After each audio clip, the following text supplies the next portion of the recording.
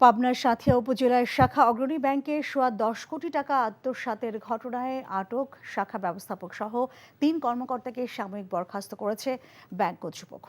শনিবার দুপুরে অগ্রণী ব্যাংক পাবনা অঞ্চলের উপমহাব্যবস্থাপক রেজাউল শরীফ এই ঘটনার সত্যতা নিশ্চিত করেছেন। বৃহস্পতিবার রাতে পাবনার সাঁথিয়া উপজেলার অগ্রণী ব্যাংক কাশীনাথপুর শাখায় সোয়া ১০ কোটি টাকা আত্মসাতের ঘটনায় শাখা ব্যবস্থাপক সহ ৩ কর্মকর্তাকে আটক করা হয়।